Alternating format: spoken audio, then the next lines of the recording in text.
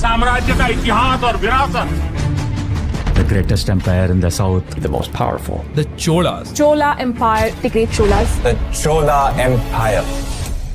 आज के दिन से लगभग 1000 साल पीछे चलो। साल 1025 साउथ इंडिया के एक पोर्ट नागपट्टनम से लगभग 100 लकड़ियों के जहाजों का बेड़ा निकलता है। यह जहाज बंगाल की खाड़ी से होते हुए धीरे धीरे मलय पेनिनसुला की तरफ आगे बढ़ रहे हैं।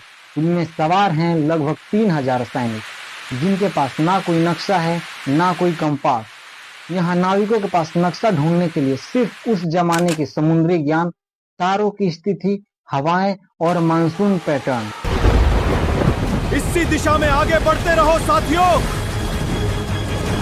सवार कर रहे इन सभी लोगों की मंजिल सिर्फ एक है, 2000 किलोमीटर से भी ज्यादा दूर श्री विजय नाम के समुद्री साम्राज्य का शहर कदारम, जो आज के समय में यह मलेशिया का एक केदार राज्य है। इस मिशन में गलती की गुंजाइश बहुत बहुत कम है।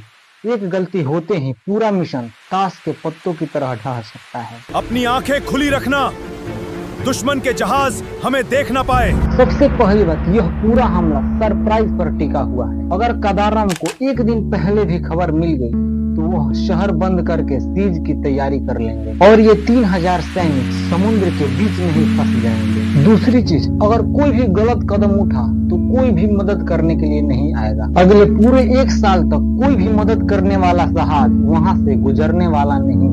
लेकिन इस कहानी में सबसे अजीब बात यह है कि जो राजा ने यह पूरा हमला प्लान किया था वो खुद इस हमले में मौजूद नहीं था। वो राजा असल में हजारों किलोमीटर दूर अपनी राजधानी में बैठा था। मैं बात कर रहा हूँ दोस्तों the famous king warrior Rajendra Chola की। राजा चोला, राजेंद्र चोला, ये नाम भारत की पहचान और गौरव के पर्याय है। इन्हें इंडिया का सबसे महान कॉन्करर भी बताया जाता है। पूरे इंडियन हिस्ट्री में हमें बहुत ही कम ऐसे राजा देखने को मिलते हैं जो हजारों किलोमीटर दूर जाकर किसी और देश पर हमला किया, और ये हमला दोस्तों उन्हीं में से एक था। लेकिन सवाल यह आता है कि क्या यह हमला कामयाब हुआ? क्या अगले 2 हफ्तों में ये जहाज का बेड़ा वो कर दिखाएगा जो भारतीय इतिहास में पहले कभी नहीं हुआ, या फिर 3000 से ज्यादा सैनिक बिना किसी मदद के, बिना किसी उम्मीद के समुद्र के बीच में ही गायब हो जाएंगे? आज के वीडियो में जानते हैं दोस्तों चोल साम्राज्य की कहानी। ये कहानी शुरू तमिलनाडु से होती है, लेकिन असल में ये पूरे इंडिया की सबसे फेमस कहानियों में से एक है। जय हिंद दोस्तों, इस कहानी को हमें समझने के लिए हमें वर्तमान समय से करीब 10 साल पीछे जाना होगा।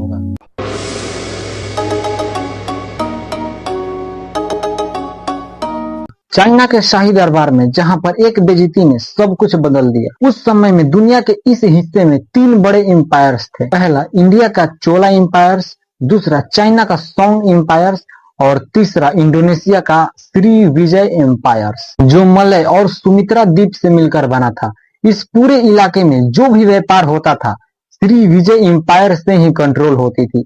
वर्तमान में इसी जगह को मलक्का जल संधि यानी स्ट्रीट ऑफ मलक्का कहते हैं। श्री विजय एम्पायर्स विदेशी जहाजों को अपने पोर्ट पर रोकने के लिए मजबूर करता था। ये श्री विजय का समुद्र है, यहाँ से गुजरने की कीमत हर जहाज को चुकानी पड़ती है, और जो जहाज नहीं रुकती थी उन पर हमला करके उन्हें नष्ट कर देता था। यानी श्री विजय एम्पायर्स चोल साम्राज्य और चाइना के सोंग साम्राज्य के बीच व्यापार में बहुत बड़ी बाधा बनता था। लेकिन इन सब में सबसे महत्वपूर्ण था कदारम का शहर, जो श्री विजय एम्पायर में आता था। यहाँ सबसे कीमती सामान मिलता था, जिसका उपयोग साउथ इंडिया के मंदिरों और घरों में जबरदस्त होता था। टैक्स वसूलने तक की बात तो ठीक थी, मगर श्री विजय एम्पायर चोल साम्राज्य का सीधा सीधा अपमान करना शुरू किया। चोलों की औकात, वे हमारे समुद्र में हमारी अनुमति के बिना एक पाल भी नहीं खोल सकते।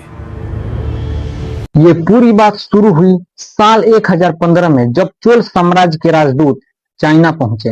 उस वक्त कौन सा एम्पायर कितना बड़ा था, उसकी सेना कितनी बड़ी है, इसी आधार पर किया जाता था।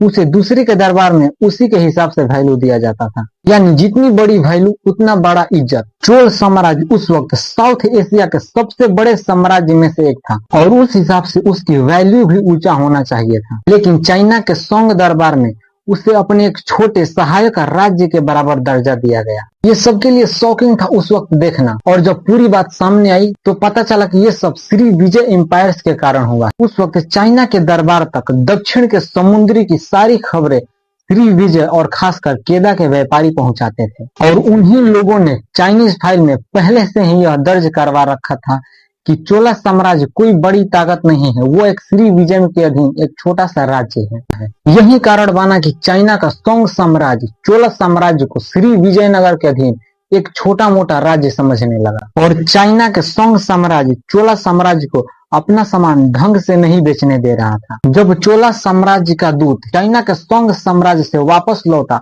तो उसे खबर दी कि श्री विजय साम्राज्य खासकर कदारंब का शहर चाइना के दरबार में यह अफवाहें फैला रहा है कि चोला साम्राज्य श्री विजय साम्राज्य के नीचे आता। बताया जाता है कि सम्राट राजेंद्र चोल को यह बात बहुत चुभी कि एक छोटी सी पोर्ट सिटी उन्हें अपना नौकर बता रही है। लेकिन सवाल उठा, आखिर किया भी किया जा सकता है। ये जो कदारम का शहर था समुद्र के दूसरी तरफ 2000 किलोमीटर दूर था।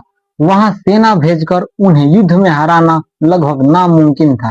भारत के इतिहास में अभी तक कोई भी राजा ऐसा नहीं कर पाया। कोई और राजा होता तो शायद यह छोड़ देता, लेकिन जिस राजा की बेइज्जती हुई थी उसके अंदर बचपन से ही एक ऐसी आग जल रही थी जिसे समझे बिना आप ये कहानी समझ ही नहीं सकते। किसी मशहूर पिता का बेटा होना अपने आप में बड़ी मुश्किल लगता है साम्राज्य को संभालना। और राजेंद्र चोल के पिता थे राज राजा चोल, पूरे साउथ इंडिया के सबसे मशहूर किंग वॉरियर, जिन्होंने एक छोटे से साम्राज्य को पूरे साउथ इंडिया का सबसे बड़ा सुपर पावर बना दिया। सालों पहले राज राजा को दक्कन के चालुक्य राजाओं से हार मिली थी। इसके बाद राज राजा ने कसम खाई थी कि जब तक वह चालुक्य की राजधानी मान्यखेट को जला नहीं देते वो शिकार पर नहीं जाएंगे। साल 1007 में राजेंद्र अपनी सेना लेकर चालुक्य के इलाके में गहराई तक घुसे, लेकिन उन्हें मान्यखेट पहुंचने से पहले ही उन्हें रोक दी गई और उन्हें खाली हाथ वापस लौटना पड़ा। और इनके ठीक 2 साल बाद यानी 1014 में राज राजा की मृत्यु हो गई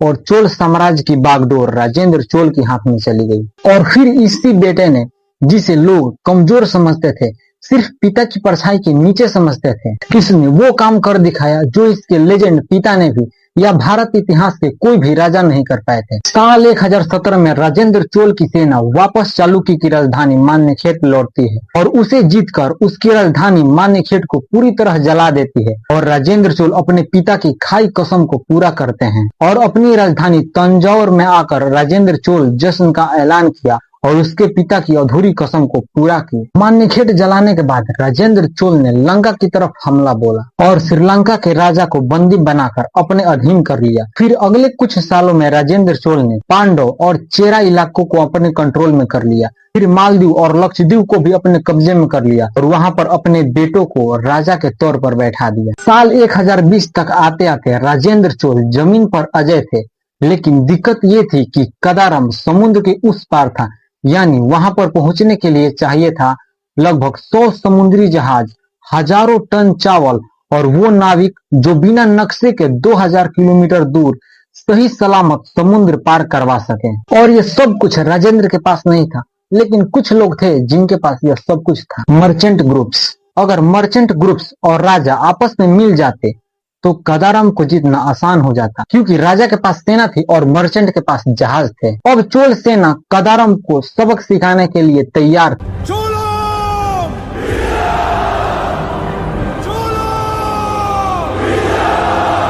साल 1024 में राजेंद्र चोल और मर्चेंट ग्रुप से मिलकर वो प्लान बनाया जिसे भारत इतिहास के कोई भी राजा ऐसा रिस्की प्लान नहीं बनाया था, जिसमें मर्चेंट ग्रुप चोलों के सैनिकों को कदारम ले जाएंगे और सैनिक वहां हमला करेंगे। साल 1025 जहाजों का बेड़ा तैयार होकर कदारम पर हमले के लिए निकलता है। ये जहाज पहले नागपट्टनम पोर्ट से लंका पहुंचते हैं, फिर वहां से 12 से 15 दिन का सफर कर मलय पेनिनसुला पहुंचते हैं। अगर इन जहाजों में से एक भी रास्ता भटक जाता तो हमले का सरप्राइज एलिमेंट भी खत्म हो जाता। लेकिन एक भी जहाज रास्ता नहीं भटकते हैं। बिना नक्शे और बिना कंपास के ये सिर्फ एक ही चीज से रास्ता ढूंढते रहे, तारे, हवाएं और मानसून पैटर्न्स। 2 हफ्तों से ज्यादा दिन तक ये जहाज समुद्र की लहरों से लड़ते हुए आगे बढ़ते रहे। फिर एक दिन इन्हें दूर से एक पहाड़ दिखाई दिया, माउंट चेराई, वही पहाड़ जिसके नीचे कदारम शहर बसा हुआ था। शहर के दरवाजे हीरे जवाहरात से जगमगा रहे थे। जहाजों को वहां पहुंचते ही छोटी छोटी नावें वहां पानी में उतारी गई और हजारों चोल सैनिक कदारम में लूटपाट, मारना और तबाही करना शुरू कर दिया और वहां के राजा को बंदी बना लिया गया सारे हीरे जवाहरात को लूटकर इंडिया भेज दिया गया और चोल सेना कदारम के साथ साथ मलय पेनिनसुला, सुमात्रा और श्री विजय साम्राज्य को पूरी तरह नष्ट कर दिया। इसके पीछे सिर्फ राजेंद्र चोल का एक ही मकसद था कि श्री विजय की ताकत और शाह को तोड़ देना, और वो टूट गई। लेकिन सोचकर तो देखो ये कितना अजीब लगता है कि मात्र 3000 सैनिक ने समुद्र पार करके एक साम्राज्य को नष्ट कर दिया और राजेंद्र चोल पूरे भारत का लेजेंड राजाओं में से एक बन गए। सिर्फ वो ही भारतीय इतिहास में एक ऐसे राजा हैं जो श्रीलंका, मालदीव,